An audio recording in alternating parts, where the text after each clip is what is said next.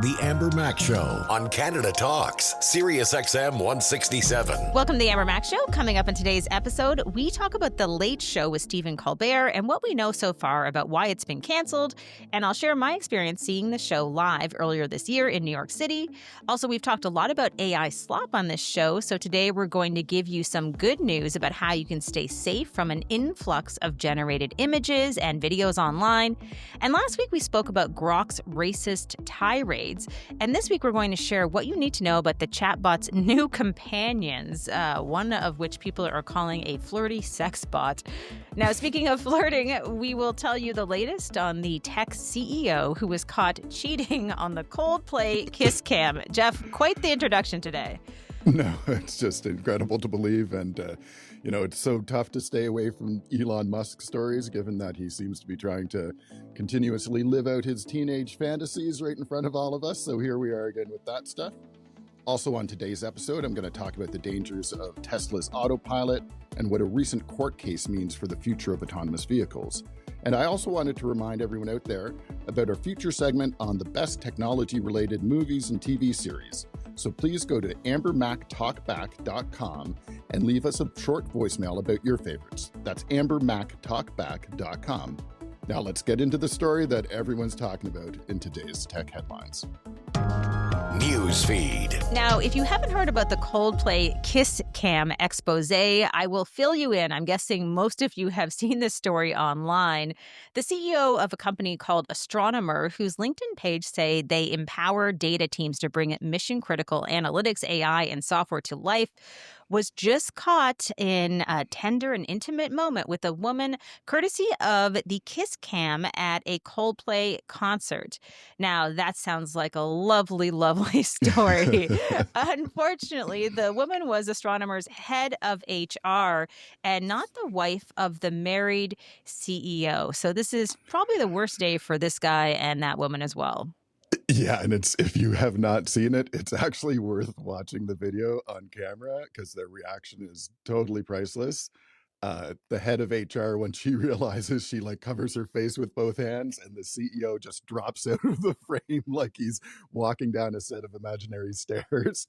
And as this happens, since it's so obviously bizarre what they're doing, Coldplay's frontman Chris Martin said, either they're having an affair or they're just very shy. Unfortunately, it was indeed an affair.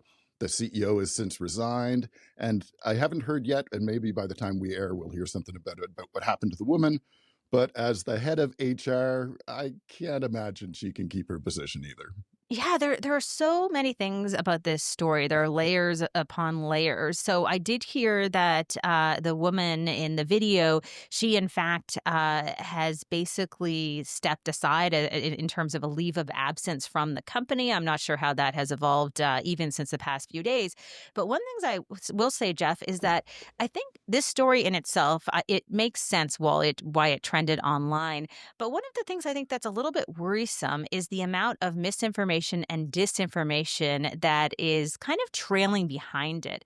And what I mean by that, I was just sitting with a friend of mine who said, oh my gosh, look, the daughter of the CEO, she's now trending on TikTok. She's super famous, joking about the affair. And I went and researched that story a little bit, and it turned out that was in fact just misinformation out there, and there's so much of that surrounding this story. So it is unfortunate because I think these people's lives and the lives of their married partners and their families have been just turned upside down over the past few days. Absolutely. So there's kind of a lesson recommend here. To anyone doing that, it's not the place to go to have an affair, guys. It's one thing to be caught on the kiss cam, which is pretty random. But my gosh, I don't know where you live, but it's a Coldplay concert. There's probably 1,000 people who could look up and see you two there. So it's kind of a dumb move, but it's very annoying to see people taking advantage of other people's misfortune. Obviously this isn't a good thing to be doing, but it is also a personal matter. So I'm fine to leave that stuff with them. But obviously some people are trying to make more hay of it than they have any right to make if they're not related in any way to the Yes. actual story. Yeah, I think it's time to kind of let that story to go to sleep. So let's move on to the next story. Speaking of losing your job, it looks like neither Stephen Colbert nor The Late Show will be making it past May of 2026, based on an announcement made just a few days ago after Colbert had called CBS's $16 million settlement with Donald Trump over a 60-minute segment during the presidential campaign a big fat bribe. This is just such insane banana republic garbage. It shows how deeply broken and open to weaponization America's justice system is. It's just totally messed up. So the backstory is that CBS's parent company, Paramount Global, has been trying to merge with Skydance Media. But over time, it appears that they've been kind of concerned that Trump might try to block that merger for whatever reasons. Now, most legal experts think that the $16 million lawsuit probably would have been won by CBS if they had gone to court. So the obvious perception here from many people, and it looks like it to me, but what do I know, is that Paramount Global basically paid $16 million to settle in order to have clearer sailing for the merger plans, which, as you said, Colbert called it, would amount to a big fat bribe.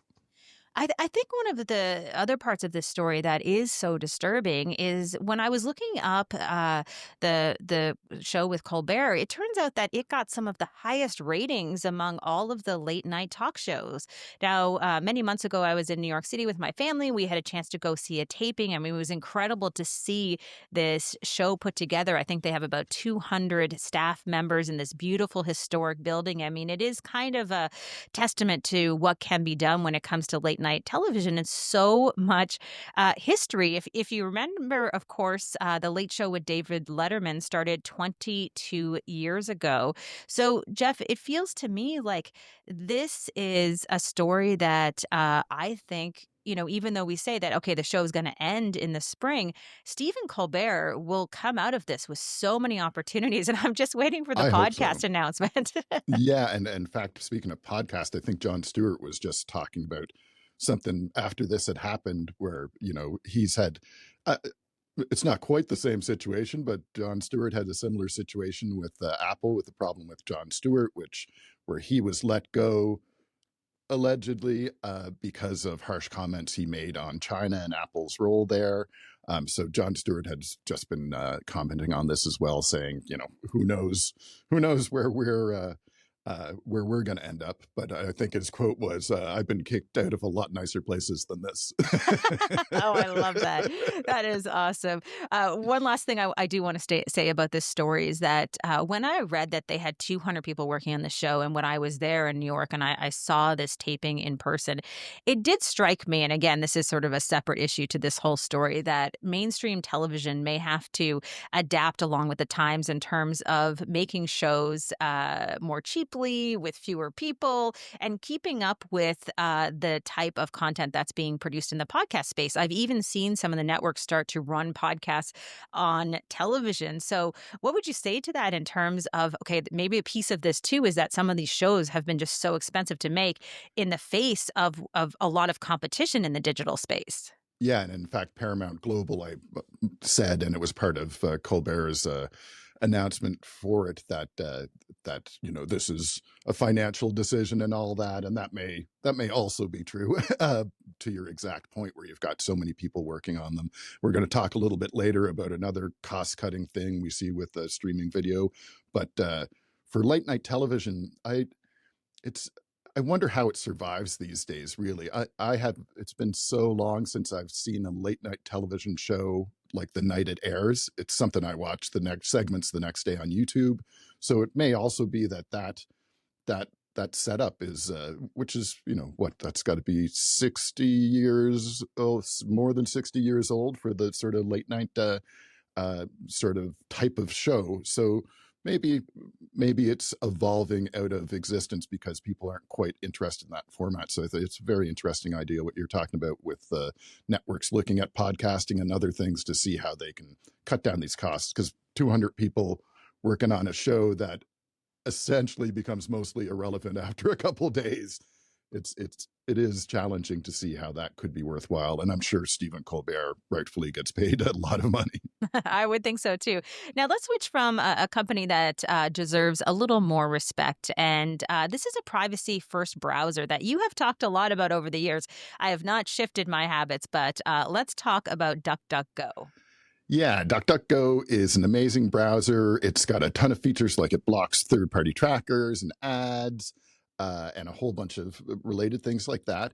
They're adding to this feature set with a recent announcement that you'll be able to turn on a setting to filter out AI images in search results, which is, as we've talked about AI slop, there's getting to be so much in our search results and just popping up everywhere that it is crowding out good information. So this sounds like an awesome feature. It relies on some open source block lists, so it may not be perfect in that it's not really evaluating each video and trying to figure out if it's AI. It's more seeing where the video is coming from.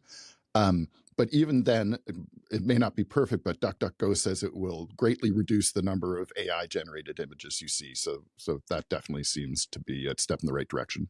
I think that is welcome news. I do also want to encourage people to head over to YouTube because you did a great segment few months ago now about AI search. Because I think when we talk about browsing the web, it's important to talk about how AI has also changed the search game with so many of these browsers having an AI overview at the top. So it's even difficult to search these days. You can't remove AI from the process. Absolutely. And then I did an AI slop one as well. So you can look up that. That's got a very cute little robot pig in mud on its thumbnail if you're trying to find it. But My favorite. wanted to make some AI slop to market the AI slop, I guess. But yeah, it's pretty wild, and we'll be talking a bit more just later in this segment about AI search too. Okay, so let's keep with this theme. Meta says it is taking measures to reduce the number of accounts that steal other users' content and repost it without acknowledgement on Facebook. This is good news. Yeah, better to late than never, I guess. And you see it so much. Facebook has apparently taken actions in the first half of this year where they have uh, taken measures against, I think it's 500,000 accounts since the start of 2025 for this kind of spamming. So that's good. You also see this so much on YouTube where I'm like, some of these accounts exist to, like, I'm a big Rick Beato fan, as I had mentioned in our music segment.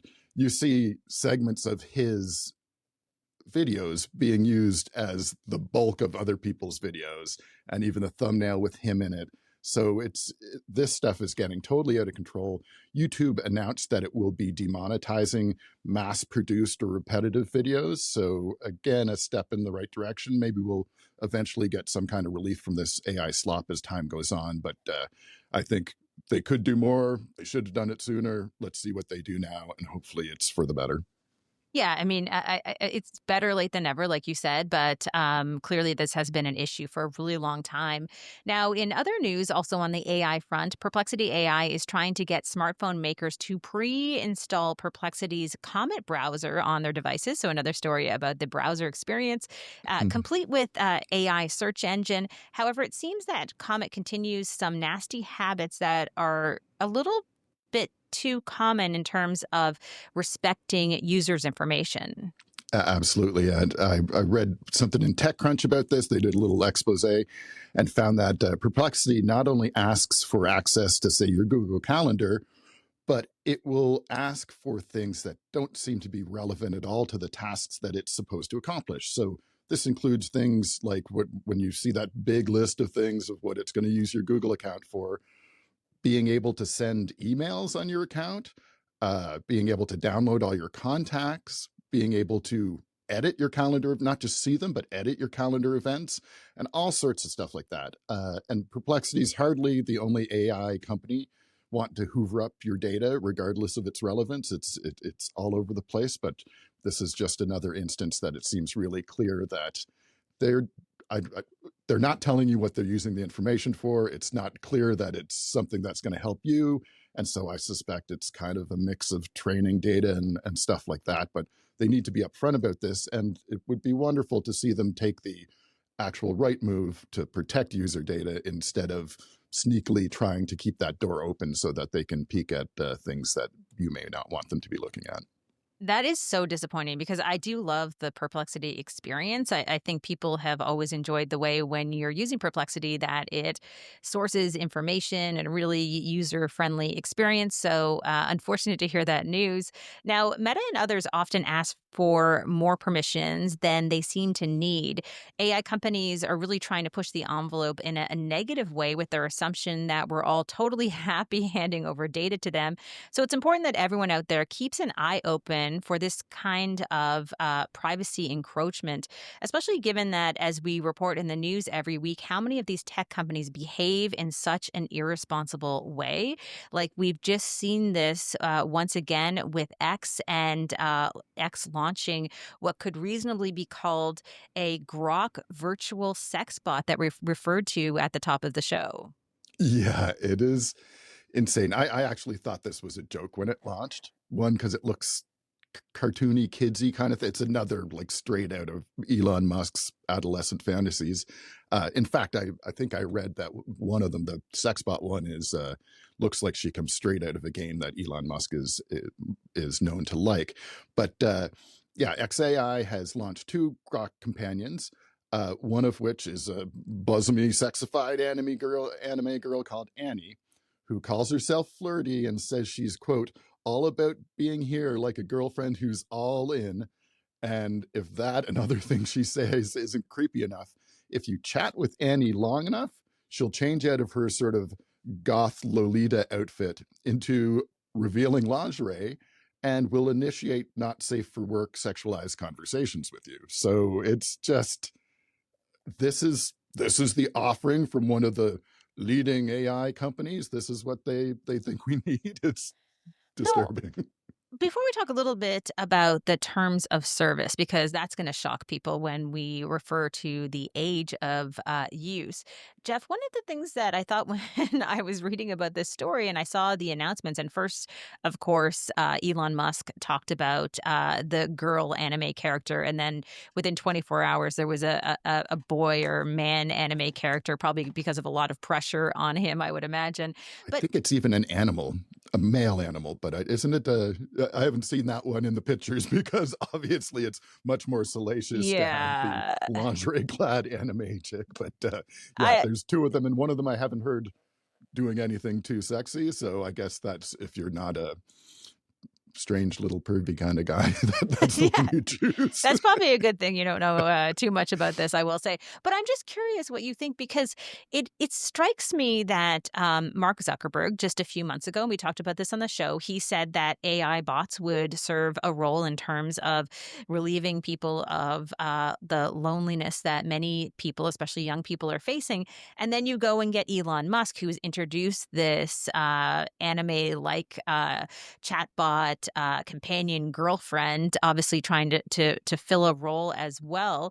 And then when we look at the terms of service, there's a minimum age of use of 13. Now, there's no meaningful age check to actually verify this, but this just troubles me that we have 2 of the most powerful and the richest men in the world who have decided that somehow young people should be getting attached to these bots, whether it's an AI girlfriend or an AI friend. What is happening? This is just a terrible idea. It's so bad for people's mental health. They're in doing some of this research. I read an article out of England, I think it was, that was talking about there was I think it was like a 21-year-old guy who went to Windsor Castle with a crossbow to do something he got caught for before doing. And it turns out that he had discussed that idea with his AI chatbot girlfriend, that they had kind of worked out what to do, and that then he went and acted out on it. And in the same article, they're talking about how these chatbots can be used for radicalization, and radicalization is very often targeted at lonely people. Like the whole classic loner thing is a sort of a paradigm for a reason, because they're easy prey. So just letting loose with an AI chatbot on, especially with young people who might not have the sort of life experience to understand that don't put the faith into these things that they're telling you can, because obviously these companies cannot be trusted with this kind of thing. Brutal. It's all just so brutal and really just so disappointing.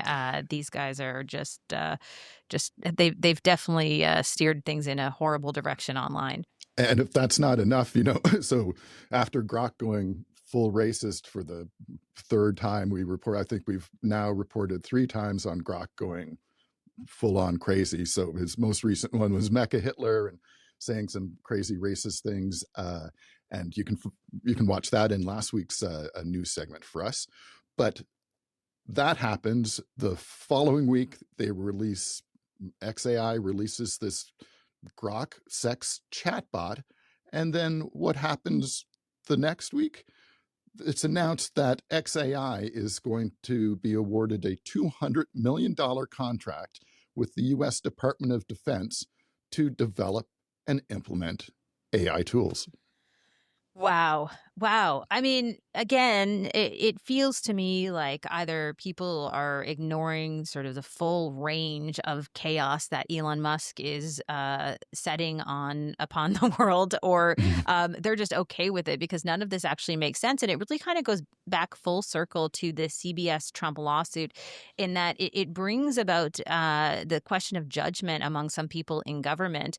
The Department of Defense also inked similar deals with OpenAI, Google, and Anthropic, but it's really hard to see how anyone could think that XAI deserves to be included in this, especially if they've spent even 10 minutes using any of the product offerings from XAI. Yeah, and those other companies may not be perfect, but there is a real difference between XAI's behavior and the others. So who knows what's going to happen, but it is a little disconcerting for sure. And we can leave that at that. We've talked so much about this stuff, but and you can check out other Max segments and our previous news ones to follow up on that. But let's have a story that's a little closer to my heart. I used to work at Mainframe, as I've mentioned on here, the creators of the first animated television show, Reboot, which is in the Smithsonian. So after grad school, I worked there. I remember the incredible efforts that would be made creating great visual effects for movies and television show. Now, Netflix has just admitted that it is using generative AI to do visual effects in some of its productions. And they claim that they can get the effects done 10 times faster than with conventional tools. Wow. Okay. So, another example of a profession being on the AI chopping block. I think the writing is kind of on the wall on that front. Would love to hear what people say. So, please let us know what you think about stories like this on social media.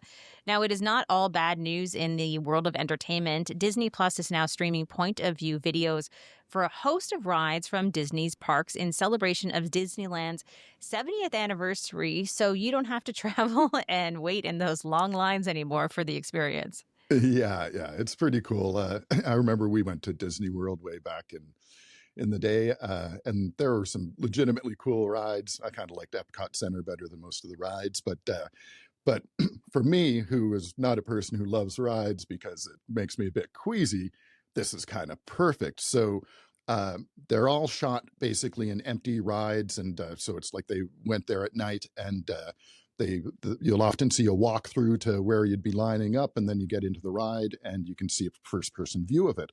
So you get this great front row experience that you're probably not going to get if you are in that lineup. And there's a bunch of these. So if you're a Star Wars fan, they had previously released The Rise of the Resistance as one of these walkthroughs, which is pretty cool. But there's also straight up just traditional rides like the Incredicoaster roller coaster ride based on the world of the Incredibles and lots more. So go over to Disney Plus and you should be able to see a section with a bunch of these things in it. And I think there's maybe 16 or so now, something like that.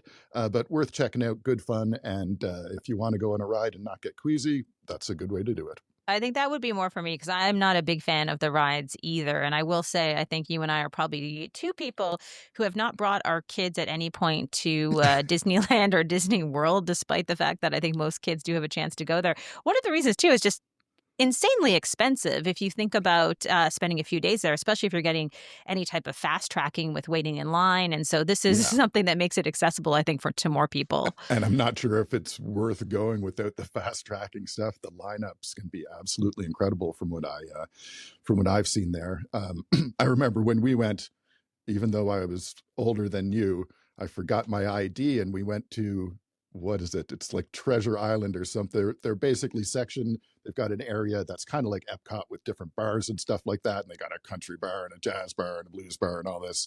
And I had to sit there drinking Coca-Cola while you and mom and dad had beers around me. Very scarring, Amber. Yeah. So I think that reveals the fact that for Jeff and me, our parents brought us to Disney World much later in life. I just want to be clear. You should probably mention that. It was not something we did as a child, for sure.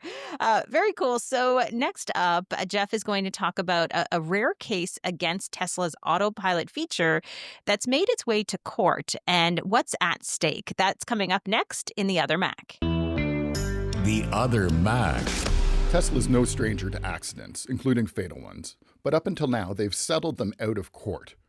Well, someone has finally gotten Tesla to trial 6 years after a fatal accident, and the case is a gruesome one, with Tesla's autopilot tech apparently failing to stop or warn its driver as it plowed through the end of a road and into a nearby parked car, killing a 22-year-old woman and seriously injuring her boyfriend who were inside.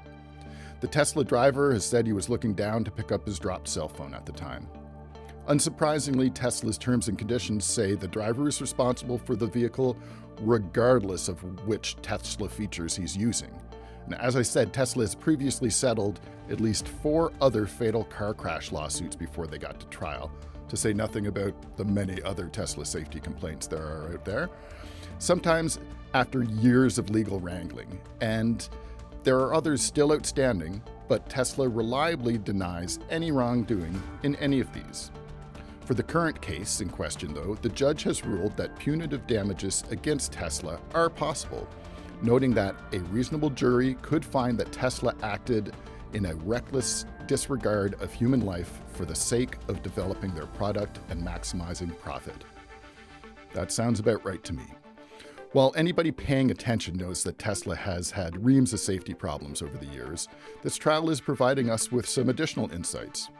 For one, even though Tesla released its assisted driving feature around 2015, Tesla didn't even bother to keep records of autopilot crashes until 2018, 3 years later.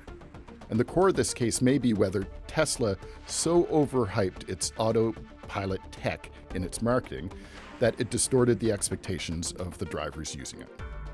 While Tesla says its autopilot feature is meant for use on divided roads with clear lane markings and no cross traffic, the U.S. National Highway Traffic Safety Administration issued a recall on Teslas in late 2023 because it said that Tesla is not doing enough to make sure autopilot is not used outside of these circumstances.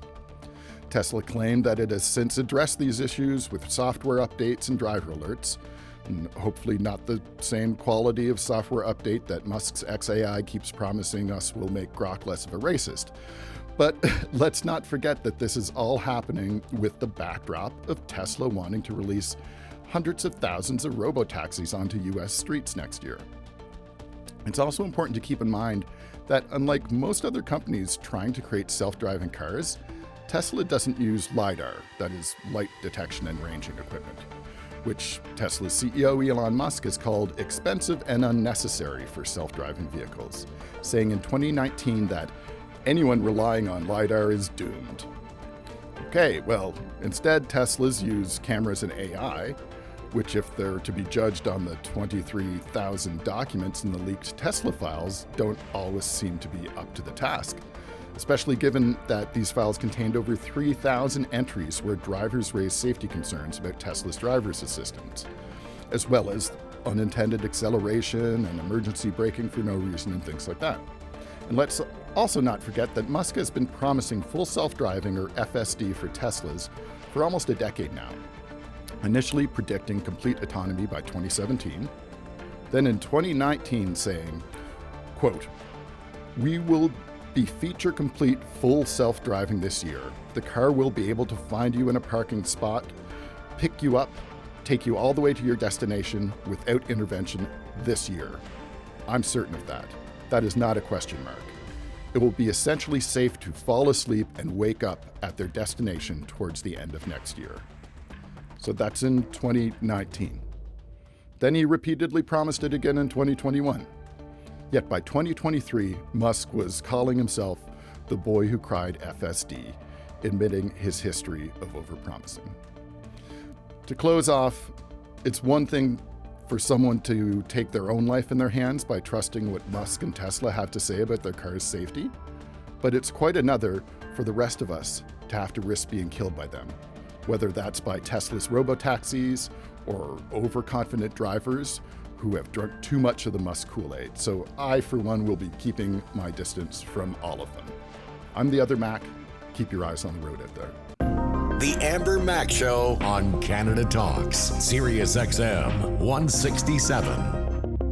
Podcasting is big business in many parts of the world. Here in Canada, it's one of the fastest growing creative industries and one that's accessible to huge audiences. However, as our next guests explain, podcasting in Canada could use more support.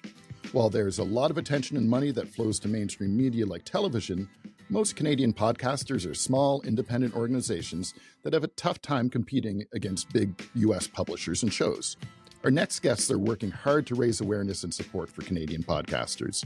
Here's more from Jen Moss and Roger Nairn from Jar Audio, a podcast production agency that's working hard to put Canadian creators front and center. Talking Tech.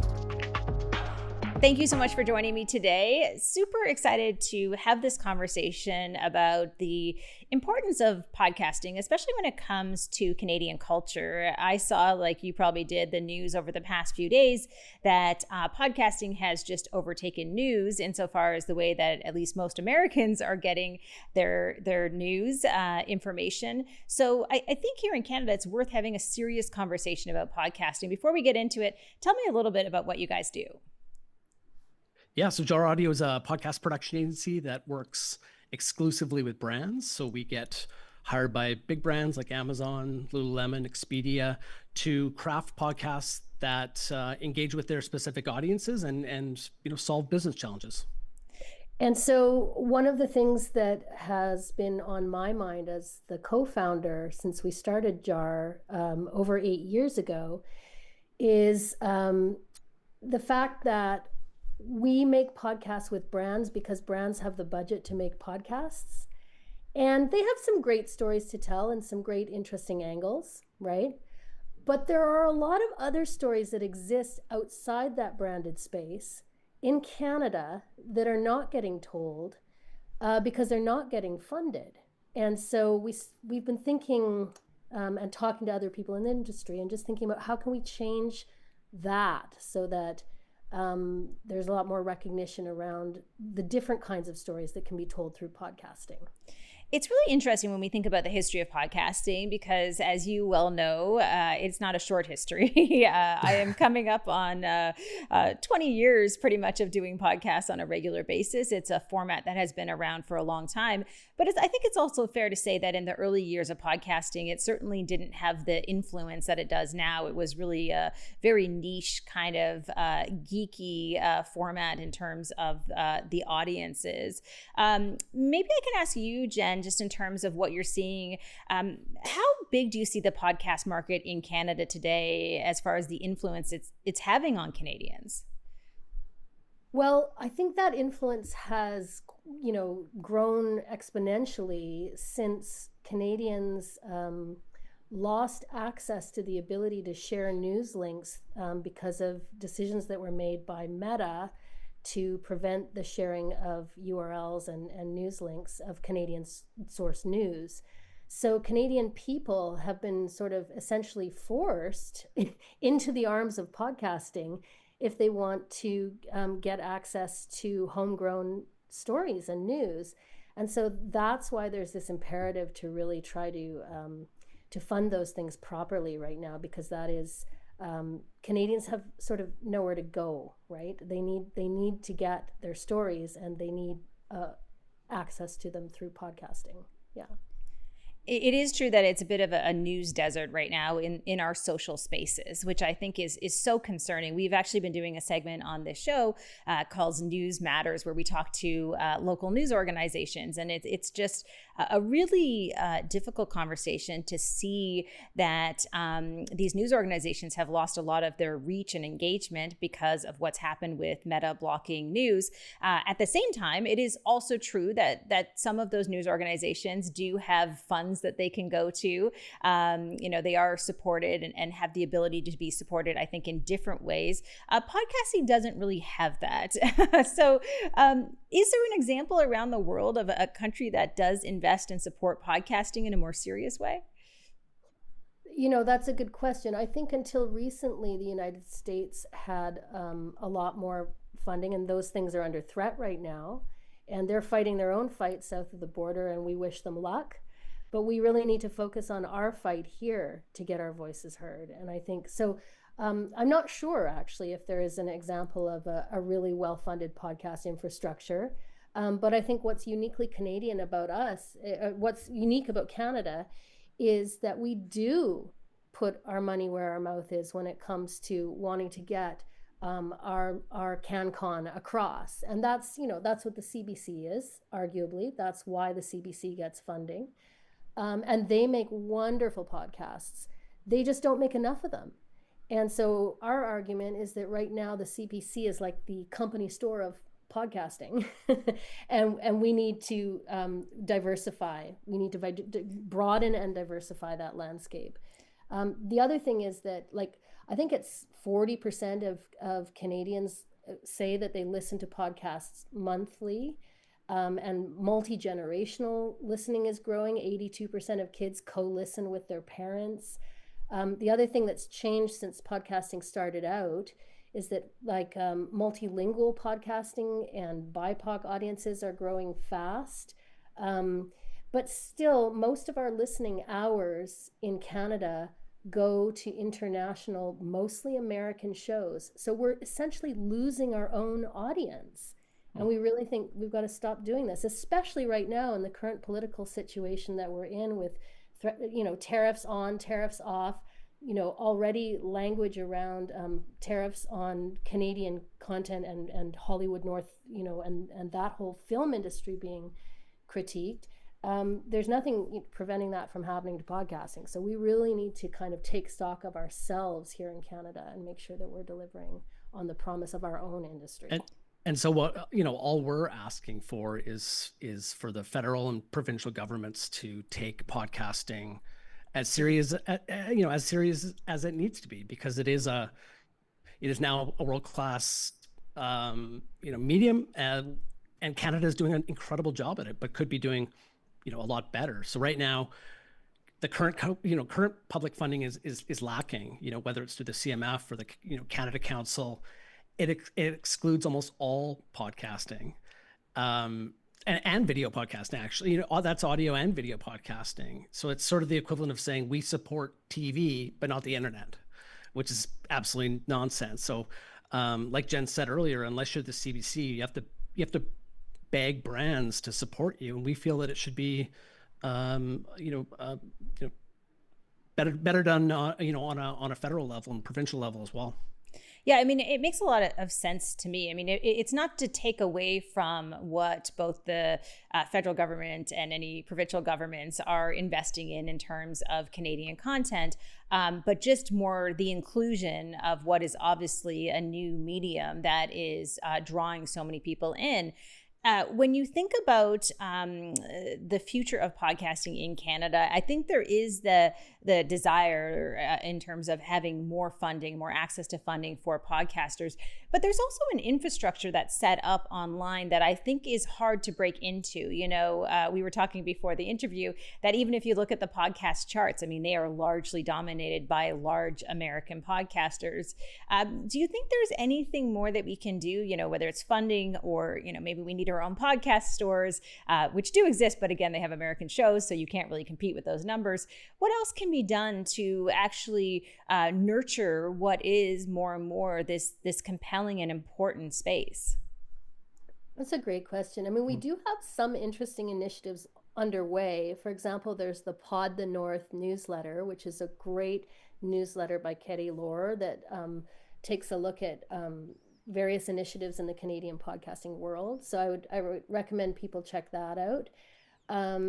And I mean, one of the realities of the podcasting industry that we're noticing is that when we do see funding for it, it tends to really not acknowledge the actual cost of producing a podcast. So the actual cost of producing a good podcast and marketing it effectively is significant. And it needs to be treated like any other medium, film or television. These are hard costs, these production costs. You got to hire voice actors. You got to go on location sometimes. You got to have lights on. You got to have mics on. All those things cost money. And I think there's this tendency, because podcasting is created using accessible tools, there's not a tendency to recognize it as a professional endeavor that costs money to make. But to do it well and to do it in a way that is really going to surface and sing, you actually have to, there is a certain amount of a pay to play kind of aspect to it, right? You have to have marketing budget, for example, would be something that I think any funding allocation should take into account. But if you do fund it and it is done well, the payoff is incredible. I mean, when we, just looking at the data, when you're looking at the average YouTube video, let's say that isn't a podcast, on average, each video is being watched a minute to 5 minutes, let's say. On the flip side, in audio with a podcast, we're talking about, usually 90% of every episode of a 30-minute episode. So the stories are actually being enjoyed and watched and listened to, and whatever it's talking about is actually is sinking in. Yeah, I mean, I've even noticed just my own habits. This is purely anecdotal, but more and more I'm watching YouTube content of podcasts that people are creating. And that has become kind of like my TV viewing, right? I may not tune into traditional television much anymore, but I'm consuming my content in these different places. And really, quite frankly, mostly YouTube. That's kind of the go-to place for some of that video. And it is kind of podcast after podcast. I think we can probably all agree that we need to do more. I think it's also fair to say that, especially if we look to our southern neighbors, like podcasting has enormous influence even over how people vote. We saw that in the last U.S. election. I think they called it the podcasting election. Exactly. But it was nicknamed, right? In the same way that Twitter helped Obama get elected. Definitely, Joe Rogan and the boys helped Trump get elected. He appeared on way more podcasts than his opponent, and there was a result to that. He was able to sway more people. Yeah, and we're seeing that here too. I think to a certain extent, we're slower, but it's starting to happen, right? We're seeing politicians go on podcasts. We're even seeing politicians launching podcasts. I mean, this is not a medium that isn't accessible anymore. So what can people? But even just in that case of let's say Mark Carney and the past election, his most successful podcast interview was with Scott Galloway, an American professor, an incredibly sort of American-centric show. But in order for him to get his message far and wide, he had to go there versus a Canadian voice. Well, I'm still sore because I put in a request to interview him as well, but I enjoyed that interview too, but I couldn't agree more. I mean, we have to at some point start to actually support our Canadian creators and podcasters, because it's one of these things, like, you can't expect this industry to continue to grow and people to be able to be independent if these aren't the first places that you turn, right? If we're not going to do that, if our highest leaders in the country aren't sort of turning to some of these peoples and continue to go to the US, I mean, that's not helping either. What do you think people can do insofar as supporting this initiative that you've launched to try to have an impact on some of these decision makers to have more funding accessible? Well, the first thing you can do is, if you're an executive in the podcast industry currently and you're listening or watching the show, you can go to jaraudio.com. Check out our blog there, because we've got a post that we just put up this morning. We're looking for folks in the industry to sign a letter that we're sending to federal government and provincial to get podcasts taken a lot more serious. Yeah. So that's the first thing. I mean, but the second thing is call your local MP, call your local MLA, tell them you care about Canadian voices, tell them you care about Canadian content, tell them that you think podcasting is central to that and that it should be better funded. I mean, this is an issue to do with our democracy and our social discourse that is very, very important. And we have seen south of the border this kind of gradual dissolution of discourse. And I think what we need is to ensure that who we are and who we want to be as a country is well represented in the voices that surface through podcasting, in that sort of, I'll call it a kind of Wild West ecosystem of different voices. We need to make sure that there's diversity there. We need to make sure that is being kind of consciously funded. The other really quick point I want to make is that as traditional media shrinks and regular journalists get laid off, and journalism school graduates graduate with no jobs to go to, podcasting is picking up that slack, but without a lot of support to grow. And I think that's something else to consider. Yeah. Absolutely. So some big opportunities, I think, for Canadian podcasters, and also I think some action that people can take to help support this industry as well. I wanted to thank both of you for joining me on the Amber Max Show and talking about this subject. I'm always thrilled to see and hear more conversations around podcasting. It's such a powerful medium, and there's such great work being done in this country. So thank you both so much. Thank you. Thanks, Amber.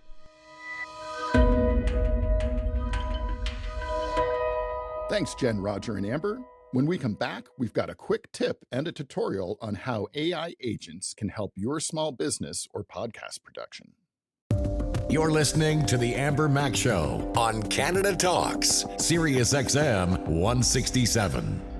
Before we get to our final interview about how AI agents can help entrepreneurs and small business owners, here's some of our listeners' comments about the show. On a recent episode, Amber and I spoke briefly about why chatbots and voice assistants often have women's names. Here's what Andrew Burke had to say about this topic over on Blue Sky. Quote, "For what it's worth, I always set my voice assistants to British male, since I've always imagined a helpful, efficient Jeeves or Jarvis Butler type. This, of course, has lots of class and culture issues, but at least not so many gender issues." Fair enough, Andrew. I think people can sometimes forget that they can set their assistants to have different voices. So if you want a male voice, that's always an option. Personally, I've set mine to British female. I find it the most pleasant voice in the Apple ecosystem. So yeah, great to hear from Andrew about that. And we also got a lot of great feedback on our Canadian tech special. Here's what Christian Wilson had to say about that episode. Quote, "I really enjoyed the Canadian tech special. Though I'm not Canadian myself, I learned a lot. My heart fluttered at the mention of BlackBerry. I loved my BlackBerry. I still do when I think back on it." We definitely remember the good old BlackBerry too, Christian. Thanks so much for your comments. And remember, if you missed our Canadian tech special, you can find it over on YouTube or wherever you get your podcasts. Now, a quick segment to round out today's show. Amber recently worked with Salesforce Canada at their Agentforce Tour Toronto event. She spoke with Salesforce EVP Adam Alfano to learn more about how AI agents can help businesses of all sizes, including small business owners looking for a bit of extra help. Hi, I'm Amber Mack. I'm here with Adam Alfano from Salesforce. Thanks for being here. Pleasure, Amber. It's great to see you. My first question for you is, what opportunity does AI present to SMBs in Canada? I deal with small businesses every day, and they have to do a lot with very little. And in a lot of cases, they're trying to punch up a little bit, be able to flex to bigger scale. What are some of the highlights for people who perhaps couldn't be here today? Well, look, we're on to Agentforce 3, and I think there's so many exciting things about Agentforce 3, a command center to manage your agents and humans in one place. As somebody doing this right now with sales development reps and sales development agents, to be able to kind of understand the productivity and work capacity and workflows and how these two parties are harmonizing and working together, and having that command center in one place really brings it all together. What about agentic AI? This is also top of mind for so many SMBs in Canada. What would you say in terms of the value that can bring to their businesses? You're adding a 24-hour digital worker to your incredible human workers, and the humans will handle contacts and relationships and the real critical thinking and the things they do well. But the AI is always working. I thought the young drivers example was amazing, that 70% of their inbound inquiries and scheduling are being done by an agent. So imagine how those human workers are now unleashed for more productive, revenue-generating, accretive things. I mean, the possibilities are really endless. Well, I know you're a popular guy today, so we really appreciate you stopping by and taking a few minutes. Thanks so much.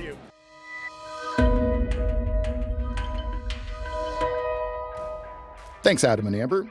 You can find that video and our other videos over on YouTube at Amber Mac.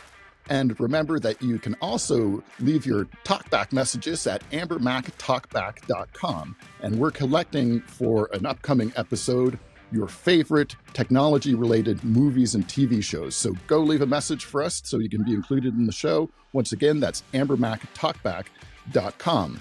And also, we can now finally share that we'll be doing our first live episode of the Amber Mac Show this fall. If you're in the Halifax area, please join us November 29th at the 2025 Atlantic Technology Summit, where we'll dive into the top AI trends in 2025 and talk about what's coming up next in 2026. Jeff, I'm so excited to get back to Halifax. It has been way too long. It is amazing that more than 2 decades after I studied journalism in Halifax, podcasting is mainstream enough to take a spot on center stage at the event. And speaking of podcasting, I had so much fun this past week. I was invited to be on Brittle Star's podcast. Stuart Reynolds is a good friend. He's also been a guest of the Amber Mac Show. And I joined him on the show with his colleague, Lisa. And we played a game that tested each of us on our knowledge of the news. So here is a quick look at that. Okay, so I just got a message from Owen, and he said to give you a half a point for mentioning how great he was. So you're back up to 1 point, Amber. Oh, that's great. Yeah. And thank you. Well, a little bit of kindness goes a long way. And Lisa has it's just 1 point as well. So it's tied at 1 currently. I love that you had to think about that. Well, I want to count it out. I want to be accurate. This game falls apart without accuracy. High stakes. Thanks again to Stuart for joining us on the Amber Mac Show. We always have tons of fun. And thank you for listening to today's show. As always, you can find us on social at Amber Mac and at Jeff MacArthur. If you have ideas for future segments, interviews, and topics of discussion, please do let us know online. Have a great week, and we really appreciate your support. You're listening to The Amber Mac Show on Canada Talks, Sirius XM 167.